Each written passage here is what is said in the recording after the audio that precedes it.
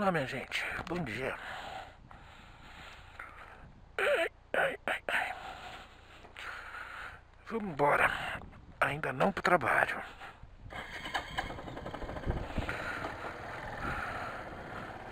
Lembra que semana passada eu contei a história da corretíssima e honesta aviação Osasco?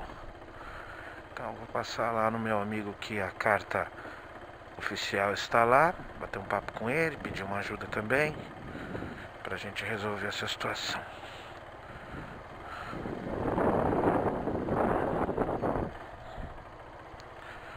Aqui em Pirituba.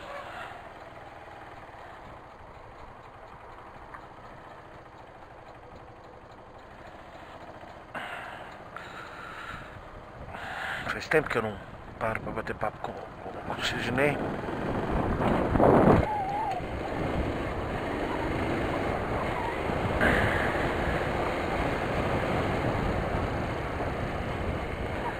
Mas não vai dar pra bater um super papo, não. Também tô com bastante enrosco no trabalho.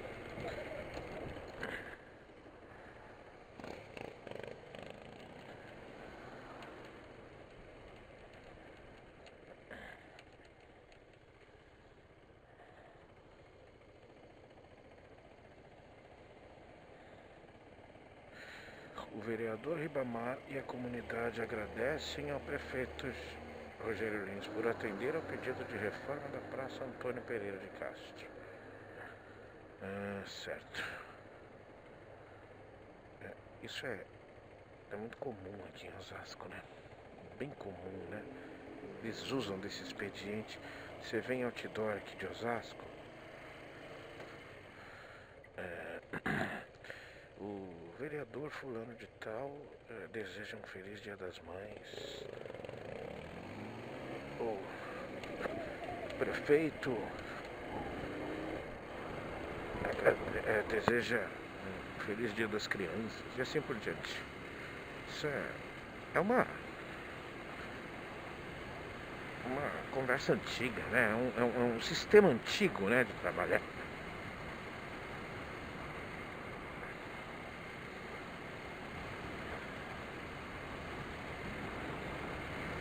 Processo, um modo político, mas como o antigo está em voga, né? O jeito antigo de pensar está sendo muito valorizado, né?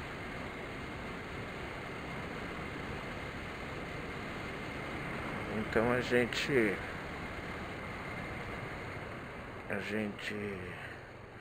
não pode estranhar tanto assim, né?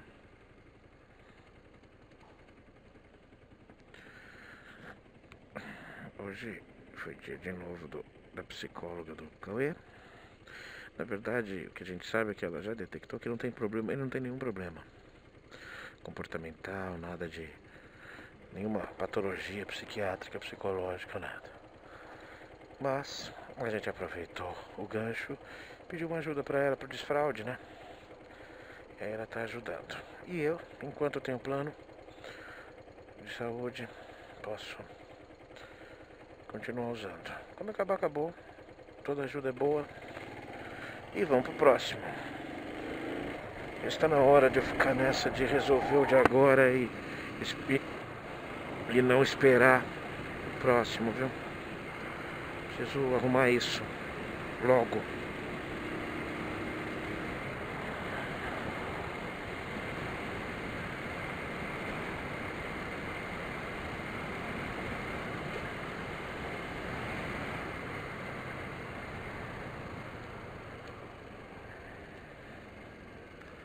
E vamos lá.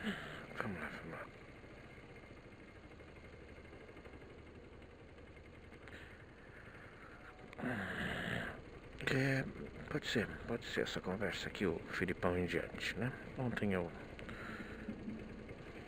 dei uma parada na volta de casa, né? Falei sobre outras coisas. E começo aqui.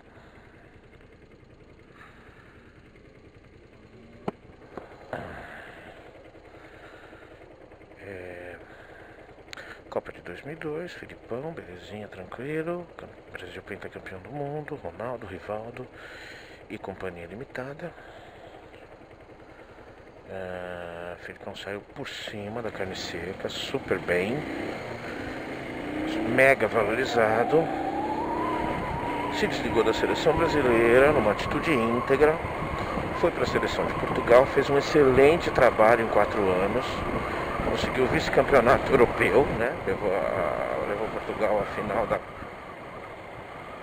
Eurocopa, Copa Europeia de Seleções, coisa que há muitas e muitas décadas não acontecia. Recuperou a autoestima, né? E na Copa de 2006 entregou Portugal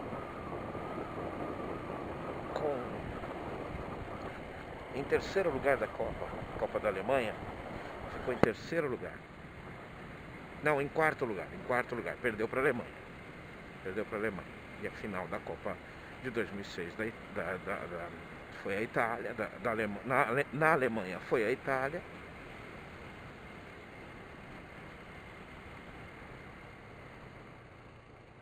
E a França foi vice-campeã. O Brasil perdeu para a França. E foi uma seleção muito criticada e exigiu grande reformulação. Até porque já estava chegando numa idade daquelas Roberto Carlos e Cafu, o próprio Ronaldo, e Rivaldo e muitos outros dessa geração penta e mais um pouquinho de gente, né?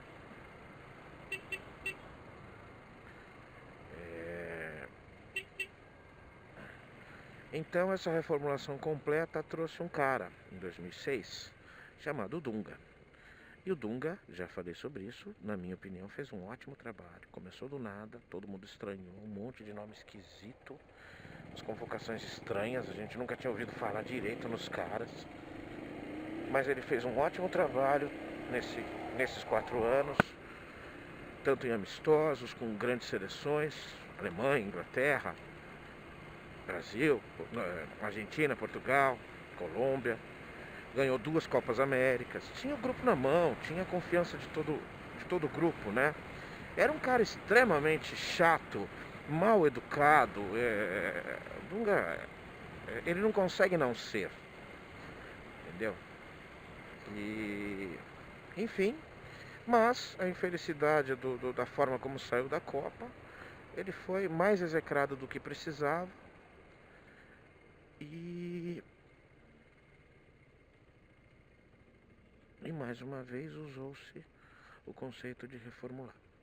E dessa vez usou-se um conceito de uma questão mais popular, né? Vamos dizer assim. O que eu expliquei é o seguinte. Já falo.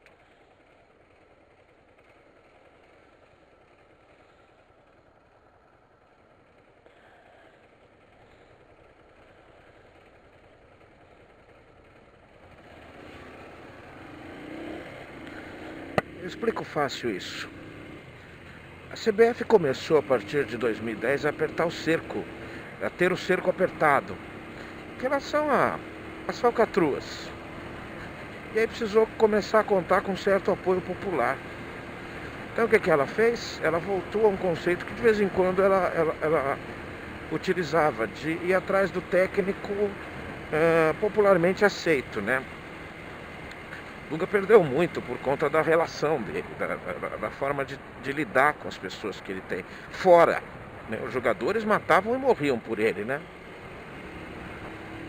Mas fora, com a imprensa, com tudo, ele realmente era um cara muito estranho, né? Um cara pouco amistoso e enfim. E aí culminou inclusive em 2010 com o afastamento do presidente da CBF, Ricardo Teixeira. A quem não sabe, ele já estava há mais de 20 anos no comando da Confederação Brasileira de Futebol, enriquecendo com os seus caixas 2 e comissões e afins. Ele percebeu que as investigações estrangeiras estavam pegando pesado e se afastou e deixou seu vice, que tinha sido durante muitos anos presidente da Federação Paulista de Futebol, Marco Polo Del Nero. Na verdade, não. Na verdade, o vice-presidente, por regulamento, o vice-presidente mais antigo era o José Maria Marim, um homem de quase 80 anos de idade, ou de mais de 80 anos de idade, político da época da ditadura militar. Pra você ter uma ideia, o cara era. O cara fez discurso na Câmara contra Vladimir Herzog, né, cara? Então estamos falando de alguma coisa bem pesada mesmo, né? De uma linha podre mesmo, né? E o Marim, junto com o Delnero, o vice-presidente, comandaram essa reformulação, e essa reformulação começou com a chamada pro Muricy Ramalho. O Muricy Ramalho não aceitou. Minto. Ainda era o Ricardo Teixeira, tudo certo depois da Copa. E foi ele quem contatou, quem chamou, quem convidou o Muricy Ramalho. Muricy Ramalho não aceitou porque o Fluminense não abriu mão da multa, corretamente, por sinal. E a segunda opção, a outra bola da vez, era o Mano Menezes. E o Mano Menezes pegou, a partir daquele meio de ano, para reformular a seleção brasileira. Fazer um trabalho, primeiro que o que se percebeu inicialmente era alguém que tinha postura para falar com a imprensa, né? Falar com as pessoas, né? Alguém com educação. Dunga perdeu muito na vida dele por causa disso. Não tenha dúvida. Essa antipatia natural, realmente, um cara com um cargo nesse sentido, tinha que ter uma aula com o Tite. Embora o Tite seja exagerado nisso. Mas depois eu falo sobre isso. E entrou, Mano, começou do zero, poucas partidas, aquele pós-Copa, aquela ressaca pós-Copa, né? E ele foi só até dezembro. Neste ínterim, ainda não. Não. Ricardo Teixeira, nesse intervalo, nesse meio tempo, Ricardo Teixeira pediu licença da seleção da CBF, se desligou da CBF e José Maria Marim assumiu. A linha do Ricardo Teixeira era uma ligação mais forte com a linha do André Sanches. Por isso, a facilidade da questão do estádio do Corinthians, o estádio da abertura da Copa do Mundo do Brasil, e o Mano Menezes como sendo uma indicação provavelmente pessoal do André Sanches. A linha que chegou, como as investigações apertaram, o Ricardo Teixeira não tem nada de trouxa, ele percebeu que o FBI estava chegando, ele se desligou, mora escondido aí, não se vê mais o cara em público nunca mais. As histórias do Ricardo Teixeira são tenebrosas, assim como as do Marinho, assim como as do Marco Polo Delnero. Nesse ínterim aconteceu essa questão do afastamento. José Maria Marim assumiu oficialmente, mas na verdade ele era só o braço do Delnero, que era o vice que mandava efetivamente. Era o cara articulado, inteligente, toda aquela cara que o próprio Ricardo Teixeira, né, a implantação do que o Ricardo Teixeira, da política que ele sempre executou e teve muito sucesso com isso. O Delnero tem capacidade de entender isso. O Delnero achou melhor trocar o técnico, porque a próxima Copa era no Brasil. Era legal ter essa questão de um marketingzinho, né? de um apoio popular e tudo mais. E no final do ano, acabou aquele ano de 2010, foi trazido o Luiz Felipe Scolari. Não era o Luiz Felipe Scolari, eles queriam aquele, não era o Luiz Felipe Scolari, o pentacampeão do mundo de 2002, nem o técnico de Portugal que estava ali. Mas ali você tinha chamado o Luiz Felipe Scolari, técnico do Palmeiras, que é o principal responsável pelo segundo rebaixamento do Palmeiras na Série B. Que era um cara que não tinha postura nenhuma de liderança. Era um cara que ia na entrevista coletiva e reclamava dos jogadores. Não, eu não tenho jogador, meu elenco é muito fraco. Ele falou isso o tempo todo enquanto esteve lá. E olha que o Palmeiras trouxe tudo. O tal do Beluso, aquele que só fez besteira, meu Deus do céu. O Beluso trouxe o Valdívia de volta, gastou um dinheirão, trouxe o Felipão de volta, gastou um dinheirão, foi trazendo. aquele menino lá, Marcos Assunção, né? Meninão. E, e criou só um time batalhador. Não criou um time, não tinha grandes patrocínios, não tinha. Enfim, criou um time batalhador só. E, enfim, esse técnico demitido do Palmeiras é que foi chamado para treinar a seleção brasileira. Gerou muita desconfiança, mas claro, a linha deles era essa. 2014 é Copa no Brasil e eu vou trazer o último cara que foi campeão com a gente, que tem a fórmula. Não tinha muita coisa a mais. E claro, o Mano Menezes não encheu os olhos de ninguém. Mas não fez nenhum trabalho medíocre, nem nada disso. Ele fez o que dava para fazer. O sistema do Mano é pragmático, e demora. Demora para pegar. Mas pega, mas cria competitividade. E aí o cara saiu e entrou o Filipão. E o Filipão tem esse problema, né? O Brasil não participou das eliminatórias porque o país sede não concorre nas eliminatórias. Ele não pode correr o risco. Ele tem participação garantida na Copa do Mundo. Assim como no Mundial de Clubes, o campeão do país, viu, bando de besta, representa o país sede, sem ter nenhuma necessidade de ter sido campeão continental ou qualquer outra coisa similar. Tá?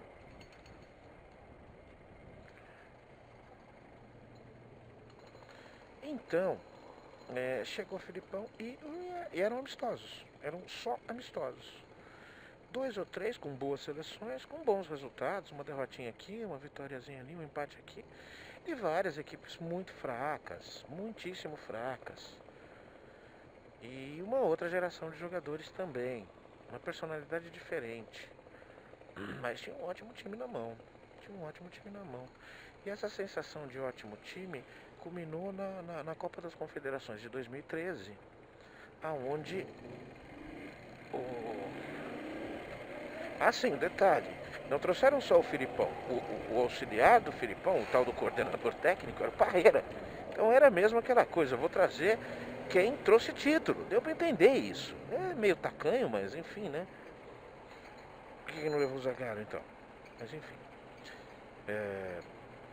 E na Copa das Confederações aconteceu uma coisa paralela a só aquele torneio. Teve uma manifestação popular muito forte. Aquele movimento vem pra rua tal, que era inicialmente apartidário. Muitos dizem que o MBL nasceu daquele movimento.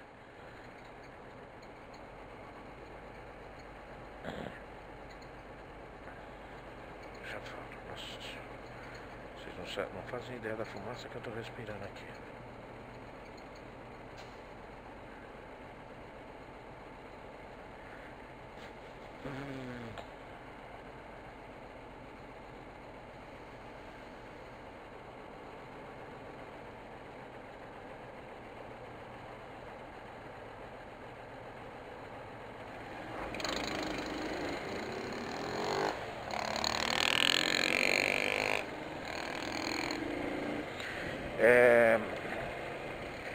Paralelamente à realização da Copa das Confederações, até estrategicamente, por sinal, aconteceram as manifestações, vem pra rua, não é pelos 20 centavos. Tudo começou com um aumento nas tarifas de ônibus e se transformou num movimento contra a corrupção, onde muita gente se identificou e foi se manifestar.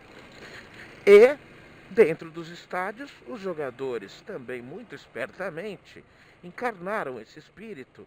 E foi aquele início daquela coisa boba, que pra mim não quer dizer nada, que é cantar o hino nacional gritando, tal, porque o clima era esse, né? Um suposto patriotismo, o gigante acordou, o Brasil tá aqui, chega de sofrimento e tal, compreensível, completamente compreensível, mas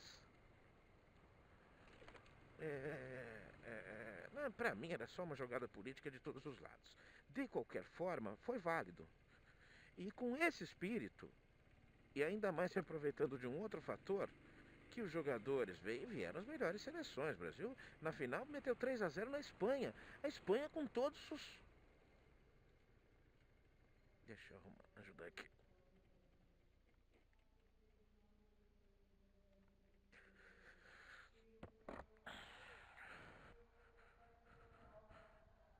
Foi sua perna? Acha que consegue? Primeiro tirar a moto do meio, depois tirar você do meio. É não, só deitou só. Segura em mim.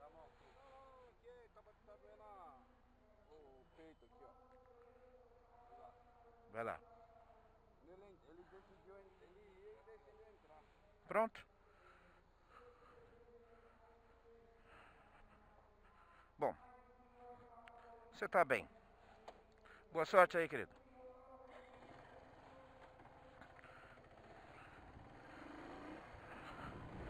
Nada grave, nada grave. Dolorido, mas nada grave especificamente. Enfim,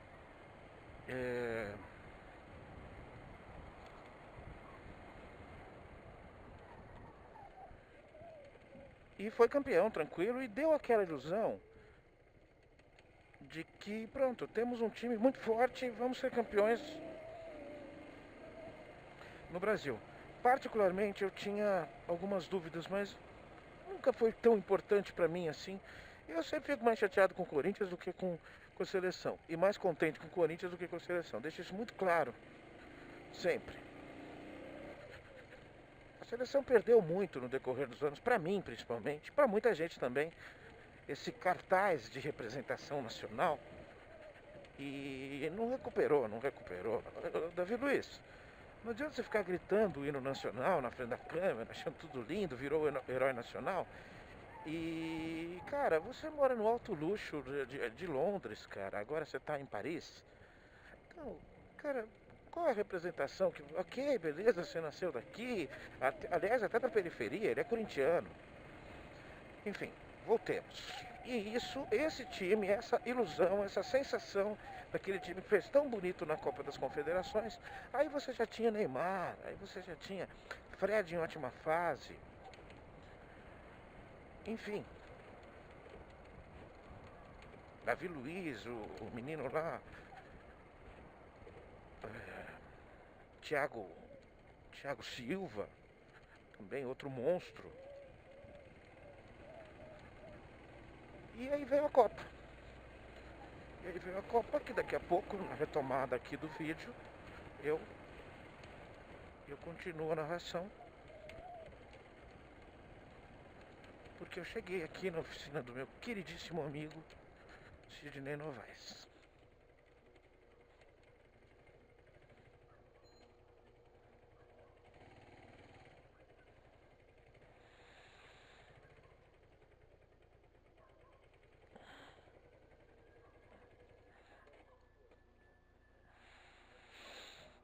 Até mais tarde.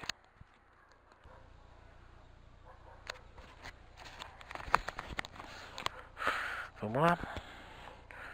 Para vocês durou 1 segundo, né? Meio segundo. Para mim durou meia hora, 40 minutos. Mas não é só chegar, pegar e ir embora, né? Com amigos, a gente ainda aproveita deles, da boa vontade, do carinho, do bem-querer, dos conselhos e tudo mais, né? E esse é muito amigo. O Sidney Novaes está no hall dos tops.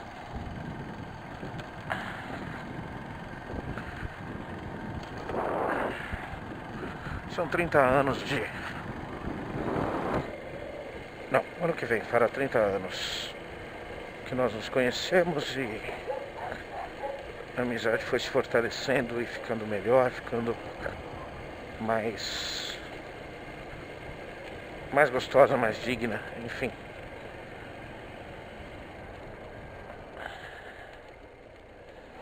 Cara, eu posso ir pela Marginal Tietê ou pela Marginal do Rio Pinheiros, mas eu acho que eu vou pela Marginal do Rio Pinheiros.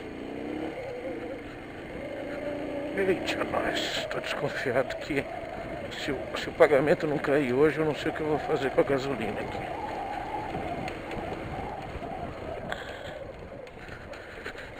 Bom, boa caminhada aqui. Não vai acabar a gasolina até chegar no trabalho, né? Então, lá eu posso tentar me virar de alguma forma.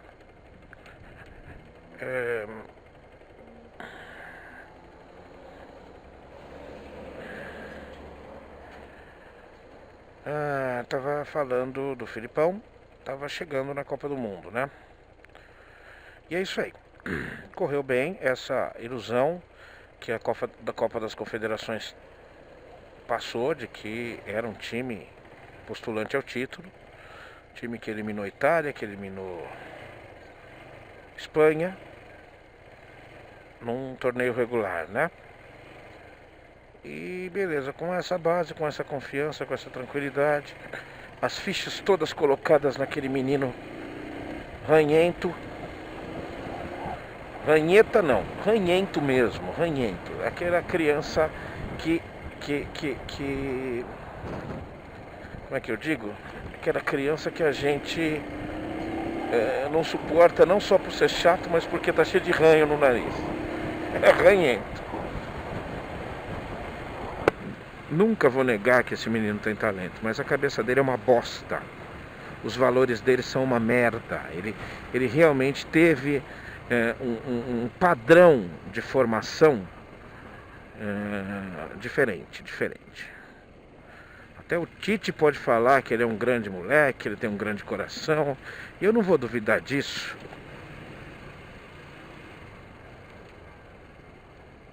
No coletivo, no dia a dia. Mas a representação dele, o que ele representa e quem se espelha nele, eu acho que ele não entendeu a importância disso.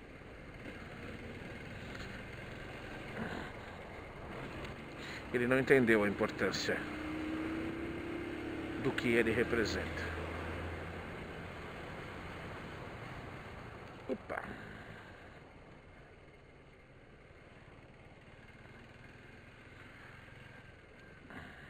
Nossa, bem fechado aqui, hein? Bem ruimzinho. Vamos nessa, filho.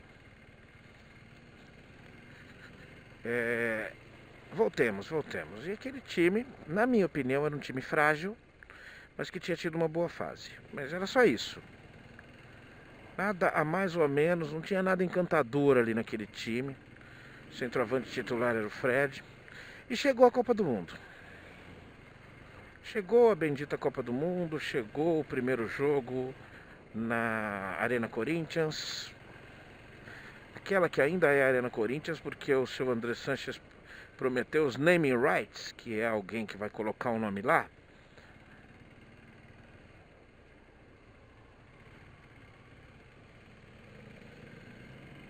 E ainda não conseguiu.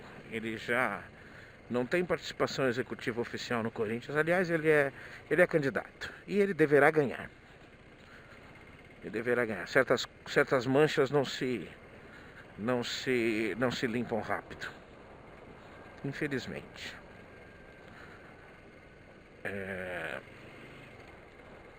E primeiro jogo, Brasil e Croácia. Jogo difícil, jogo tenso, jogo chato. Inauguração da Copa. O triste relato de torcedores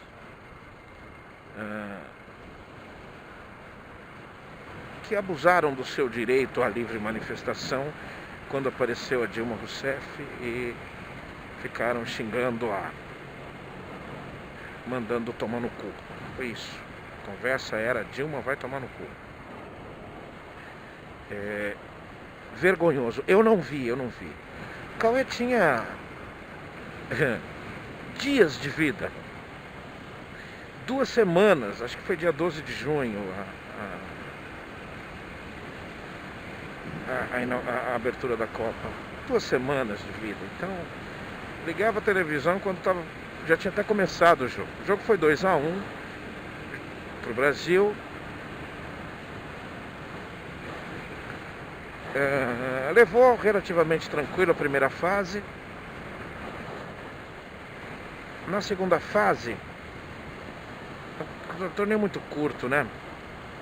Então foi o primeiro lugar do grupo, tudo direitinho. Acho que foram 3 vitórias. Acho que foram 3 vitórias. E na segunda fase os problemas começaram a acontecer. Que problemas? a instabilidade emocional principalmente. Jogo contra o Chile.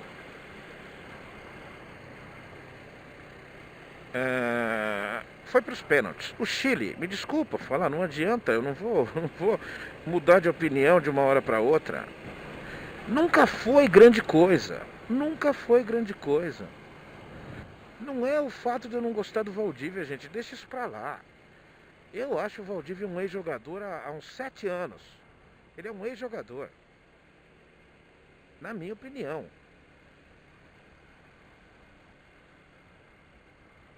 Mas conseguiu complicar aquele jogo. Se eu não me engano foi 1-1, 2-2. Primeiro jogo é mata-mata, é um jogo só, cara. E foi pros pênaltis.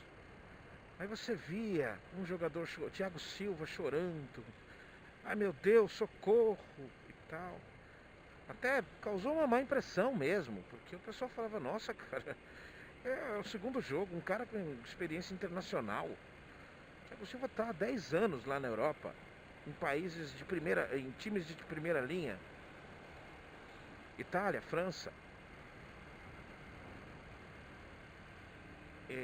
Mas não só ele. Faltando uns 5 minutos para acabar o jogo, tomou uma bola na trave. Meu amigo, que foi aquilo? Ia acabar o jogo, ia ser eliminado pelo Chile. Pelo inexpressivo Chile.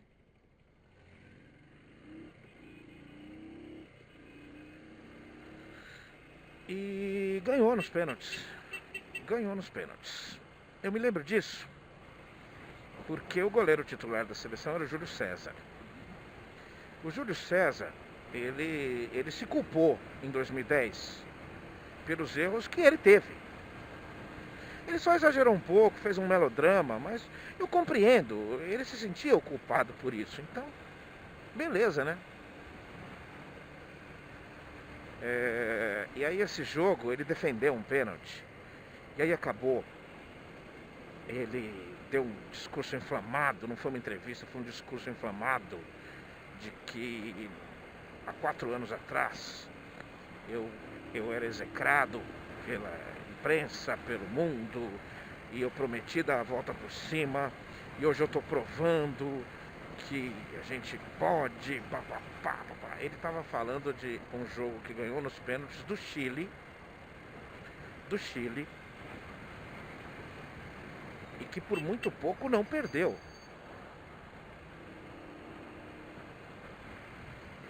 E, enfim, já mostrou uma fragilidade. Chegou às quartas de final. Segunda fase, oitavas de final. Quartas de final. Colômbia, só pegou sul-americano, né? Colômbia com o craque James Rodrigues. E fomos pra lá. E foi 2-0. Não foi fácil o jogo, mas foi 2-0 pro Brasil. Um gol achado, que é aquela falta do Davi Luiz, né? Ele nunca mais vai acertar uma daquelas, mas ele acertou aquele dia. Enfim, não lembro quem fez o outro gol. O do Davi Luiz foi 2-0. Um jogão, um jogo forte, bom e tal. Mas aconteceu uma coisa, que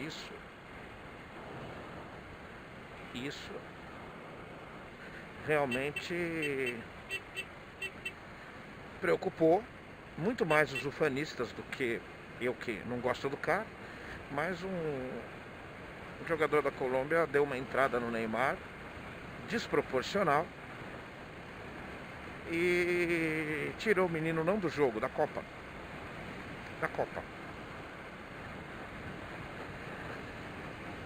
Ok, tirou o menino da Copa, mas a Copa tinha mais 2 jogos para acontecer, né? De qualquer forma, você não pode ter, eu sempre achava exagerada essa dependência, principalmente na liderança de um menino tão inexperiente, tão imaturo, como era o Neymar. Na minha opinião, ainda é. Estamos hoje no dia 24 de outubro de 2010 e no último domingo o seu Neymar foi expulso por reagir a uma falta sofrida, enfim. O de sempre dele.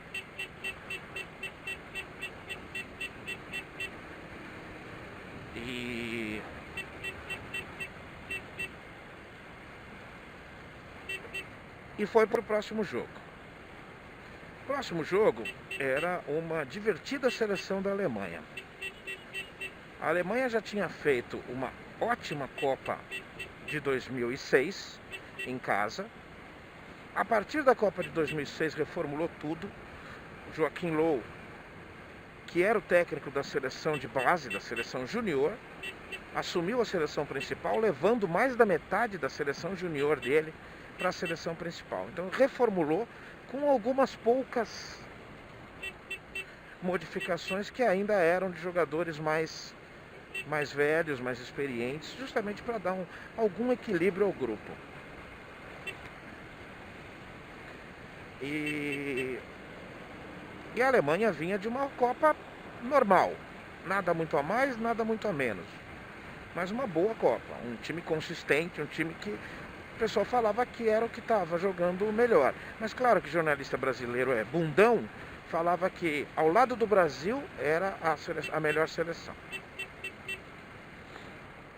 Não adianta. Ah, não, depois de ter acontecido você reformula tudo. Não. Quem me conhece sabe o que eu falei naquela época. Mas vamos lá. Tanto que eu ainda estava eu já estava no trabalho que eu estou hoje, então.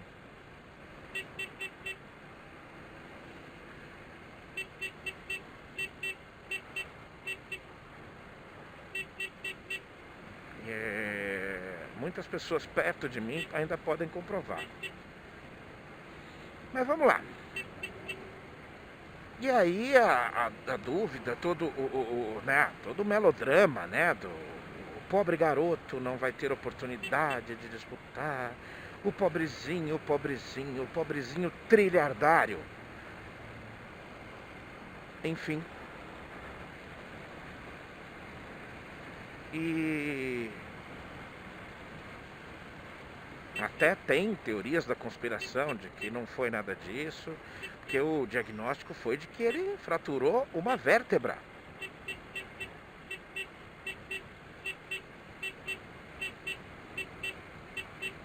Mas foi uma fratura, foi sim uma fratura, é de verdade, mas uma fratura reversível e não afetou a parte neurológica, né, daquela vértebra. Enfim, 2 semanas depois ele estava jogando bola já.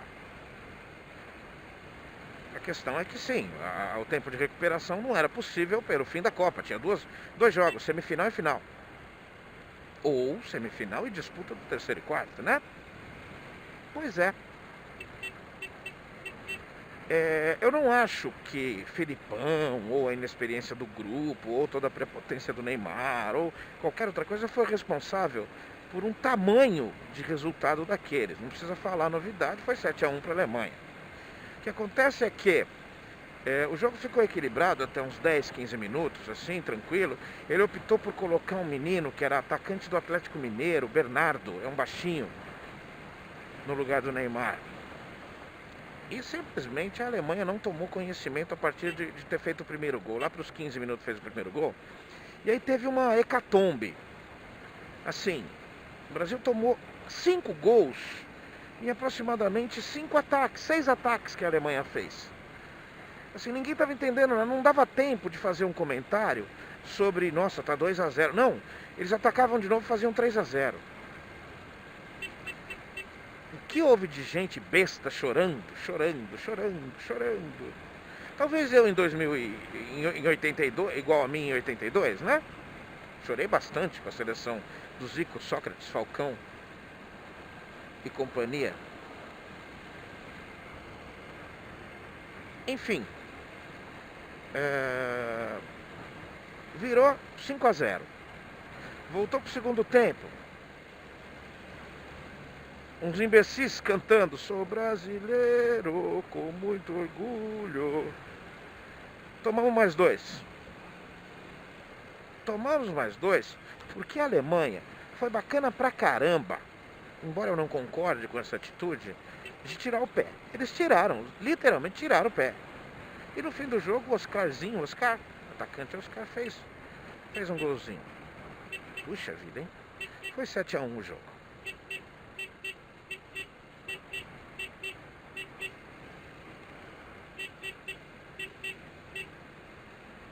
Eu já preciso ir saindo. E foi o trauma do mundo, foi o hecatombe nuclear, foi diria que todo mundo esqueceu o 2-1 pro Uruguai, o tal do Maracanazo, né? Que foi o Brasil na Copa de 50 ter perdido de virada pro Uruguai. Foi muito pior do que isso, foi muito pior do que isso. Uma pena, porque não gerou tanta repercussão quanto deveria. Como diz o Juca, o 7-1 prevalece. Goleada da Alemanha. Quando ele fala de algum descaso gritante no futebol brasileiro, ele termina falando dessa forma. Goleada da Alemanha. 7-1 para a Alemanha. Alguma coisa assim. Enfim, e foi aquilo. Simplesmente, Davi Luiz aparece chorando. Um garoto, chorando. Desculpe ao povo brasileiro, eu não queria dar essa vergonha pro povo. E nhenhenhé, tchutchu, lalala.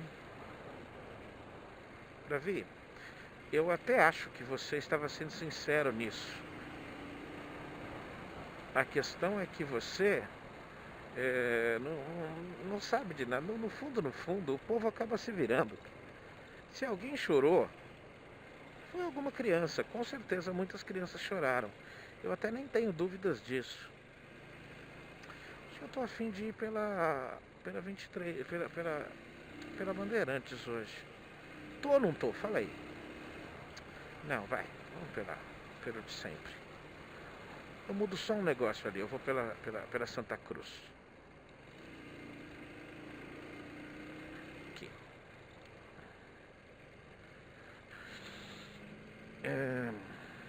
E foi isso. Nos próximos dias criou-se uma cultura dos lamentos, dos xingamentos. Aí aparecem os oportunistas, né, seu Edmundo? Filipão, ele rebaixou o Palmeiras e ganhou como prêmio treinar a seleção brasileira. Quando ele ganhou a Copa das Confederações, você estava feliz. Mas deixa quieto, não vou falar sobre isso não, porque puta que pariu, né? Falar sobre comentário de ex-jogador de futebol, com raras exceções, você tá falando grosna, né? Água. É água pura, né? Mas voltemos.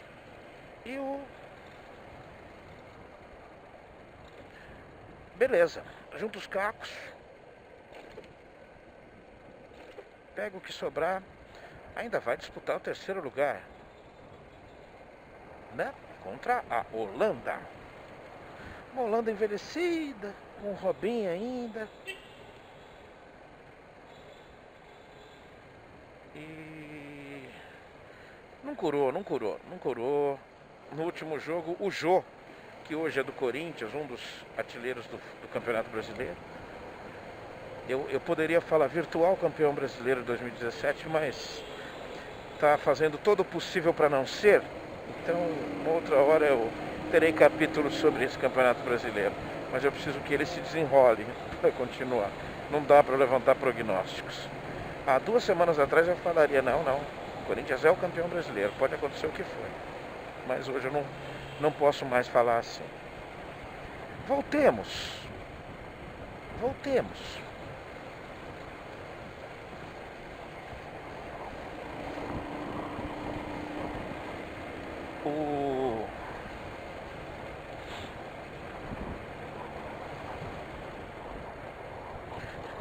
Pegou a disputa do terceiro e quarto, tomou de 3-0 da Holanda.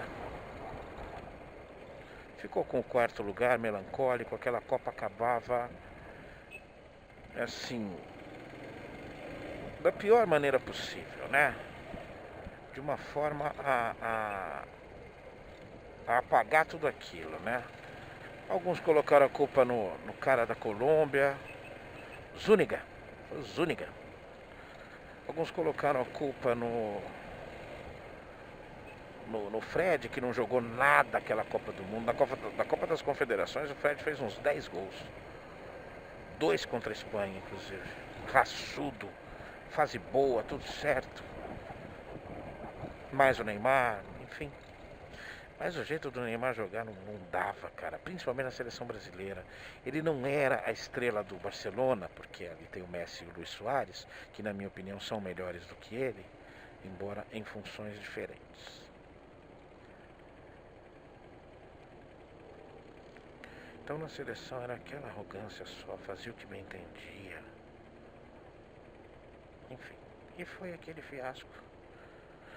E além de tudo, tendo um detalhinho que eu coloco, Neymar, amigo do Messi, jogavam juntos.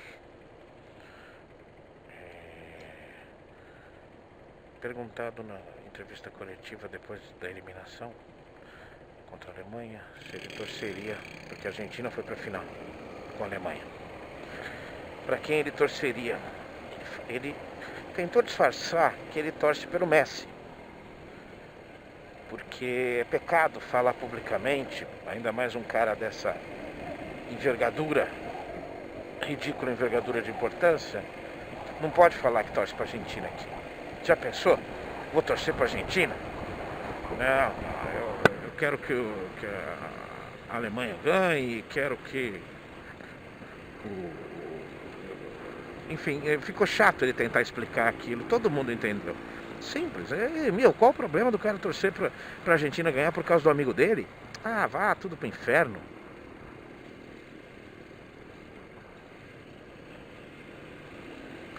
E foi isso. Filipão foi despedido logo depois. Naquele mar de críticas, e aí de repente ele virou um profissional ruim, que não tinha mais resultados, tudo aquilo que eu achava quando ele veio, pela segunda vez, de repente todo mundo descobriu que era. Nossa, ele não era tão bom assim. Nossa, ele tinha problemas de controlar a instabilidade emocional dos jogadores.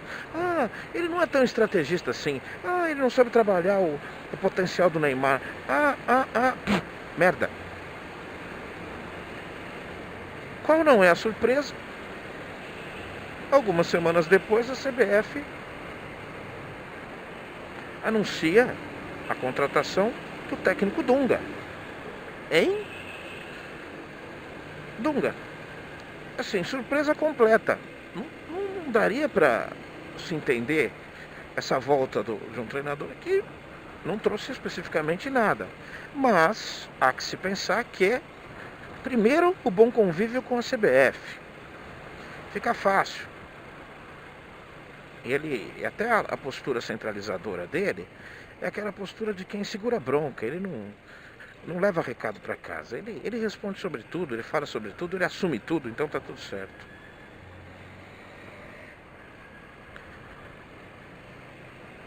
E pronto, entrou o cara. Aí sim, tem que jogar eliminatórias. Fez um outro amistosinho. Começou a jogar eliminatórias, começou a ir mal.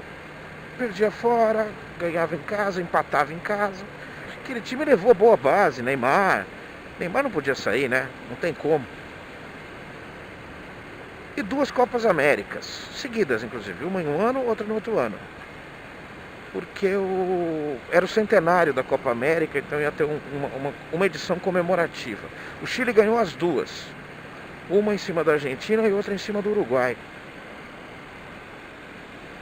O Brasil teve participação pífia, foi eliminado logo no começo. E na segunda Copa América, na Copa América Centenária, aquela postura horrenda do Neymar capitão da seleção. Desde que o Dunga chegou, um cara enérgico, que põe os jogadores no lugar deles, não podia fazer nada em relação a isso, né? Então deu para se entender por que você queria um cara que parece durão na frente dos outros, mas se o chefe pedir, ele faz. O Dunga, na minha opinião, ele é um cara burro, ele é um cara com pouca inteligência. E essa pouca inteligência se reflete muito nessa forma grosseira que ele tem de lidar com o público, principalmente. Mas enfim, aí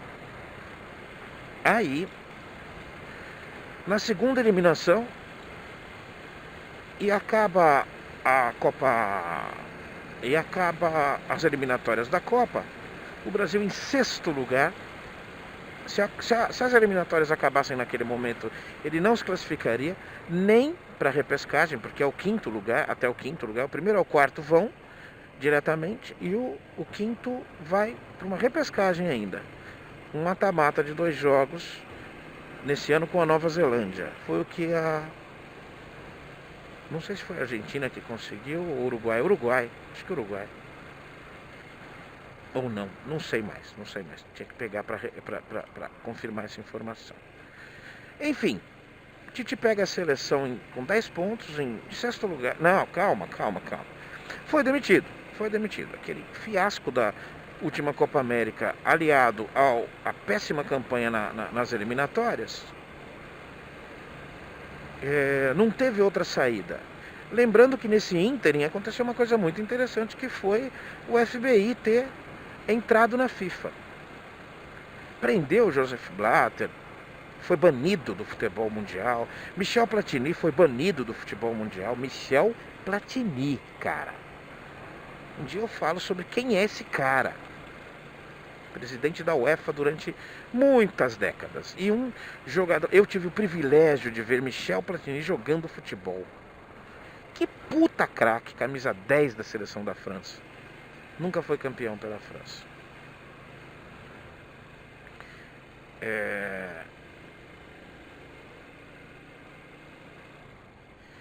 Vinha daquele momento, isso aconteceu em 2016, em meados de junho, mais ou menos, entre junho e julho de 2016.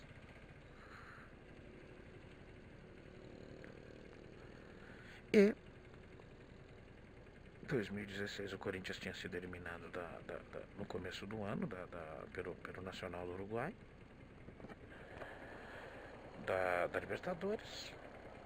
Não me lembro o papel que ele fez no Campeonato Paulista, mas não deve ter sido grande coisa. E estava ali. O que aconteceu também, logo após a Libertadores, houve uma debandada de jogadores. Aquela linha dos jogadores que fizeram o Campeonato Brasileiro de 2015 foram todos embora, todos. Desde a zaga, meio campo, ataque, tudo. Foi perdendo tudo e tendo que reestruturar. Então foi a hora em que, ali pelo começo do Campeonato Brasileiro, foi a hora em que o tio Tite, a imprensa mordeu a CBF. Sim, a debandada do FBI também prendeu o presidente da CBF, José Maria Marinho, que estava na Suíça naquele momento. Eles aproveitaram, foi como essas operações da Polícia Federal Brasileira, só que foi do FBI, né? Irregularidades internacionais com a participação da CBF.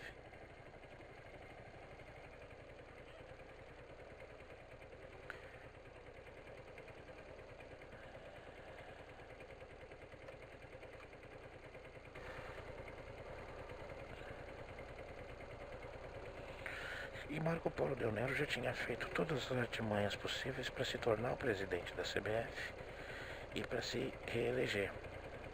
Logo depois da Copa, aumentou a grana para os times, para as federações e tudo mais, e rapidamente se firmou no cargo. Só tem um problema: ele não pode sair do Brasil, nem na América do Sul, porque países que têm acordo de cooperação com os Estados Unidos, com o FBI, irão permitir a prisão. José Maria Marinho hoje cumpre prisão domiciliar, aguardando o julgamento final, em Nova York. Tá? Você vai, filho?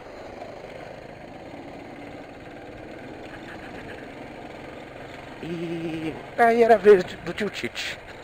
Tio Tite chegando na seleção. Aí eu tenho que falar sobre ele. Como eu já estou quase no trabalho, acabou de tocar o telefone aqui. Tomara que não seja nada grave, mas eu já estou quase no trampo. Melhor eu pegar o assunto da chegada do tio Tite na seleção, até por uma questão de ética, né?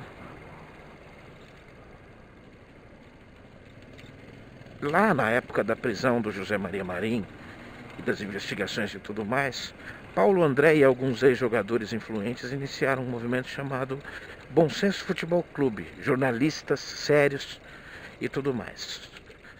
E assinaram um documento enorme, pedindo, entre outras coisas, a renúncia do Marco Polo Del Nero.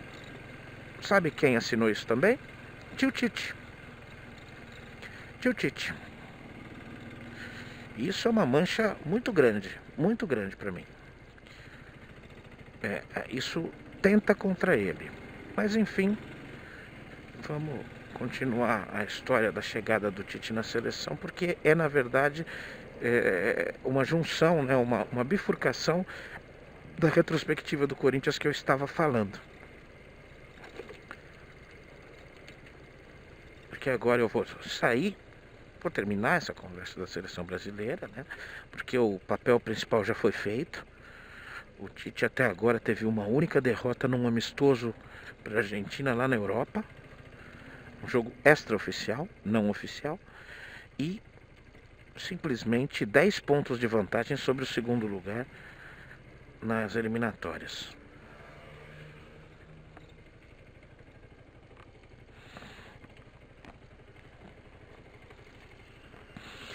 Será que o Gomes sabe que sou eu? E é isso, gente. Até daqui a pouco. Tchau, tchau.